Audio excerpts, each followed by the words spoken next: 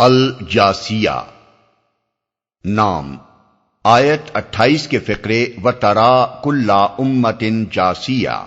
سے ماخوذ ہے۔ مطلب یہ ہے کہ وہ سورہ جس میں لفظ جاسیہ آیا ہے۔ زمانہ نزول، اس سورت کا زمانہ نزول بھی کسی معتبر روایت میں بیان نہیں ہوا ہے، مگر اس کے مضامین سے صاف محسوس ہوتا ہے کہ یہ سورہ دخان کے بعد قریبی زمانے میں نازل ہوئی ہے۔ دونوں سورتوں کے مضامین میں ایسی مشابہت ہے جس سے یہ دونوں تمام نظر آتی ہیں۔ موضوع اور مباحث، اس کا موضوع توحید و آخرت کے متعلق کفار مکہ کے شبہات و اعتراضات کا جواب دینا اور اس رویے پر ان کو متنبہ کرنا ہے جو انہوں نے قرآن کی دعوت کے مقابلے میں اختیار کر رکھا تھا۔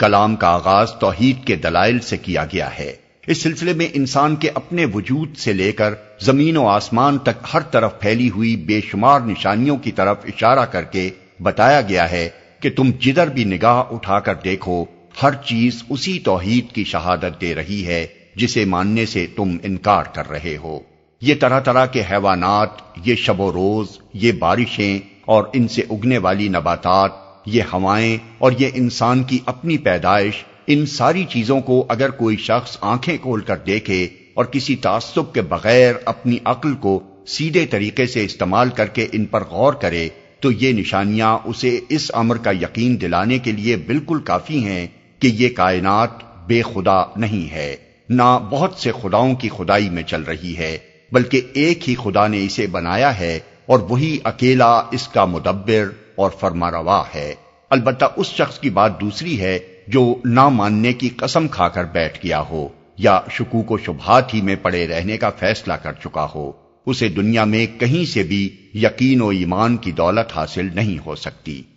آگے چل کر دوسرے رکوع کی ابتدا میں پھر فرمایا گیا ہے کہ انسان اس دنیا میں جتنی چیزوں سے کام لے رہا ہے اور جو بے حد و حساب اشیاء اور قوتیں اس کائنات میں اس کے مفاد کی خدمت کر رہی ہیں، وہ آپ سے آپ کہیں سے نہیں آ گئی ہیں، نہ دیویوں اور دیوتاؤں نے انہیں فراہم کیا ہے، بلکہ وہ ایک ہی خدا ہے جس نے یہ سب کچھ اپنے پاس سے اس کو بخشا اور اس کے لیے مسخر کر دیا ہے۔ کوئی شخص صحیح غور و فکر سے کام لے تو اس کی اپنی عقل ہی پکار اٹھے گی کہ وہی خدا انسان کا محسن ہے اور اسی کا یہ حق ہے کہ انسان اس کا شکر گزار ہو۔ اس کے بعد کفار مکہ کو اس ہٹ دھرمی، استکبار، استہزاء اور اصرار علی الکفر پر سخت ملامت کی گئی ہے جس سے وہ قرآن کی دعوت کا مقابلہ کر رہے تھے، اور انہیں خبردار کیا گیا ہے کہ یہ قرآن وہی نعمت لے کر آیا ہے جو پہلے بنی اسرائیل کو دی گئی تھی، جس کی بدولت وہ تمام اقوام عالم پر فضیلت کے مستحق ہوئے تھے۔ انہوں نے جب اس نعمت کی ناقدری کی اور دین میں اختلاف کر کے اسے کھو دیا تو اب یہ دولت تمہارے ہاں بھیجی گئی ہے۔ یہ ایک ایسا ہدایت نامہ ہے جو دین کی صاف شاہراہ انسان کو دکھاتا ہے۔ جو لوگ اپنی جہالت و حماقت سے اس کو رد کر دیں گے وہ اپنی ہی تباہی کا سامان کریں گے، اور خدا کی تائید و رحمت کے مستحق صرف وہی لوگ ہوں گے جو اس کی پیروی قبول کر کے تقوی کی روش پر قائم ہو جائیں۔ اسی سلسلے میں رسول اللہ صلی اللہ علیہ وسلم کے متابعین کو ہدایت کی گئی ہے کہ یہ خدا سے بے خوف لوگ تمہارے ساتھ جو بےہودگیاں کر رہے ہیں ان پر درگزر اور تحمل سے کام لو۔ تم صبر کرو گے تو خدا خود ان سے نمٹے گا اور تمہیں اس صبر کا اجر عطا فرمائے گا۔ پھر عقیدہ آخرت کے متعلق کفار کے جاہلانہ خیالات پر کلام کیا گیا ہے۔ وہ کہتے تھے کہ زندگی بس اسی دنیا کی زندگی ہے، اس کے بعد کوئی دوسری زندگی نہیں ہے۔ ہم گردش ایام سے بس اسی طرح مرتے ہیں جس طرح ایک گھڑی چلتے چلتے رک جائے۔ موت کے بعد کوئی روح باقی نہیں رہتی جسے قبض کیا جاتا ہو اور پھر کسی وقت دوبارہ لا کر انسانی جسم میں پھونک دیا جائے۔ اس چیز کا اگر تمہیں دعویٰ ہے تو ہمارے مرے ہوئے آباء و اجداد کو زندہ کر کے دکھاؤ۔ اس کے جواب میں اللہ تعالیٰ نے پے در پے چند دلائل ارشاد فرمائے ہیں۔ ایک یہ کہ تم یہ بات کسی علم کی بنا پر نہیں کہہ رہے ہو بلکہ محض گمان کی بنیاد پر اتنا بڑا حکم لگا بیٹھے ہو۔ کیا فی الواقع تمہیں یہ علم ہے کہ مرنے کے بعد کوئی دوسری زندگی نہیں ہے اور روحیں قبض نہیں کی جاتی بلکہ فنا ہو جاتی ہیں؟ دوسرے یہ کہ تمہارے اس دعوے کی بنیاد زیادہ سے زیادہ بس یہ ہے کہ تم نے کسی مرنے والے کو اٹھ کر دنیا میں آتے نہیں دیکھا ہے۔ کیا یہ بات اتنا بڑا دعویٰ کر دینے کے لیے کافی ہے کہ مرنے والے پھر کبھی نہیں اٹھیں گے؟ کیا تمہارے تجربے اور مشاہدے میں کسی چیز کا نہ آنا یہ معنی رکھتا ہے کہ تمہیں اس چیز کے نہ ہونے کا علم حاصل ہے؟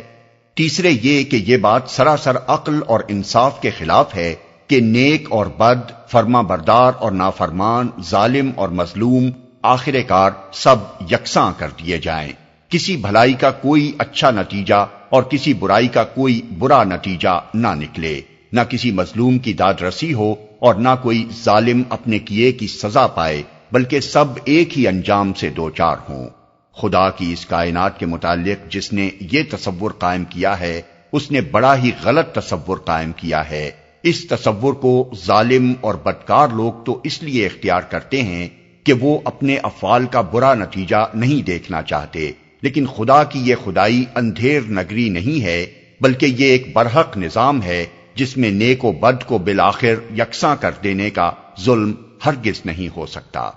چوتھے یہ کہ یہ انکار آخرت کا عقیدہ اخلاق کے لیے سخت تباہ کن ہے۔ اس کو اختیار وہی لوگ کرتے ہیں جو اپنے نفس کے بندے بنے ہوئے ہیں، اور اس لیے کرتے ہیں کہ انہیں بندگی نفس کی کھلی چھوٹ مل جائے۔ پھر جب وہ اس عقیدے کو اختیار کر لیتے ہیں تو یہ انہیں گمراہ سے گمراہ تک کرتا چلا جاتا ہے، یہاں تک کہ ان کی اخلاقی حس بالکل مردہ ہو جاتی ہے اور ہدایت کے تمام دروازے ان کے لیے بند ہو جاتے ہیں۔ یہ دلائل دینے کے بعد اللہ تعالیٰ پورے زور کے ساتھ فرماتا ہے کہ جس طرح تم آپ سے آپ زندہ نہیں ہو گئے بلکہ ہمارے زندہ کرنے سے زندہ ہوئے ہو، اسی طرح تم آپ سے آپ نہیں مر جاتے بلکہ ہمارے موت دینے سے مرتے ہو، اور ایک وقت یقیناً ایسا آنا ہے جب تم سب بیک وقت جمع کیے جاؤ گے۔ اس بات کو اگر آج تم اپنی جہالت و نادانی سے نہیں مانتے تو نہ مانو، جب وہ وقت آ جائے گا تو تم خود اپنی آنکھوں سے دیکھ لو گے کہ اپنے خدا کے حضور پیش ہو اور تمہارا پورا نامہ اعمال بے کم و کاست تیار ہے جو تمہارے ایک ایک کرتوت کی شہادت دے رہا ہے۔ اس وقت تم کو معلوم ہو جائے گا کہ عقیدہ آخرت کا یہ انکار اور اس کا یہ مذاق جو تم اڑا رہے ہو تمہیں کس قدر مہنگا پڑا ہے۔